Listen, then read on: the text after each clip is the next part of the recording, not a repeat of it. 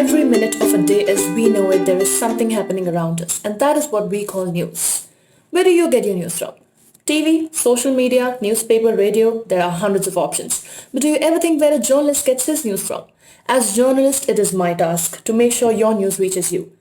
And for that, I need to have my own news, which comes from my news sources. What's that? Let's see what news sources mean and how to cultivate them as a journalist. A news source is basically any place, medium or person that gives me the information I need to tell my stories to you as a journalist. But I cannot possibly be at all locations at once, which is where the role of news sources come in. There could be multiple kinds of news sources. It could be another reporter, any form of media, press conferences, press releases, a news agency, academic journals and libraries, universities, the entertainment industry, and a lot of other sources. Being a journalist, your news source could be another journalist reporting a similar story.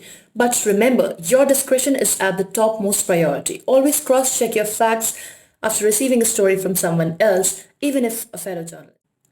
Next, you have primary sources, people who are witnesses to the event that you're reporting.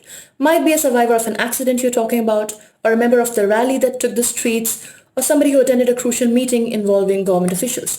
But remember, that does not necessarily mean that the narrative being told is 100% right. Therefore, always cross-check your facts. Sometimes your primary sources can be written as well. These could include published papers, journals and reports, even articles on the internet, a space with freedom of speech, which means there could be anything written by anyone from any corner of the world. It is your responsibility to ensure the credibility of the author.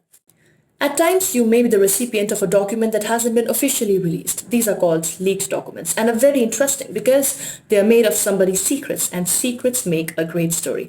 But be careful, because leaked documents come along with legal issues like stealing and copyright. Who are not directly participants of an event but act as messenger for passing that information on to you are known as your secondary sources. A point to note, eyewitnesses of an event should also be treated as secondary sources because the narrative that they tell you could be inaccurate, and while they may not realize that, it can be very harmful on your part as a reporter. A very important source is a tip-off. Could be both known and anonymous. Hello? Yes? The Prime Minister is traveling to the United States on the 28th. Oh, okay. Thank you for the information.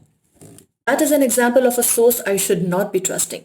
I am unaware of the source's identity. If the call was from a government official or an acquaintance, I could rely, but I still have to make sure the facts are right. Information can be on record when you attribute the source of information, off record when you do not make the received information public, or non-attributable when you use the information but do not reveal the source's identity. Sometimes you used assumed names for sensitive cases such as rape or acid attack victims. Your sources are what make your story real and take it forward.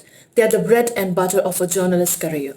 How you cultivate and deal with them is very important. Now there are a lot of ways to do that, but I'll take you through those that are extremely efficient and suggested by some of the world's most experienced journalists. With sources, always keep clarity between on and off record. The definitions of these terms can vary for everybody. Make sure you cannot be tracked when you meet personalities that are under surveillance for most of the time owing to their job descriptions. Whistleblowers aware of the consequences of a story in case things don't work out when the story breaks. Always ask your sources to suggest more sources, enabling you to find multiple channels to verify your fact, and even attribute in case your first source wishes to stay anonymous. Cultivating your sources is a process that looks very easy. Finding someone who has something to give, getting the information and building a story. But it goes beyond that. You need to build a relationship with them. It should not always be give, give, give. It should be a two-way road. That way, relationships built over years with trust in them turn out to be fruitful in the long run. One shouldn't get very close to their sources in order to avoid any bias and keep your journalistic intention very clear to them. Give your sources the space to open up in a way that gets their guards down easy. People often fear being fired for revealing sensitive information.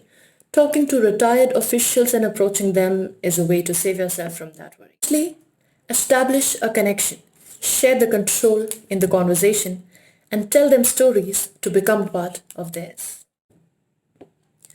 Learn about their interests, engage in a relationship, and balance these out with your ethical reporting to have a great run in your career as a journalist.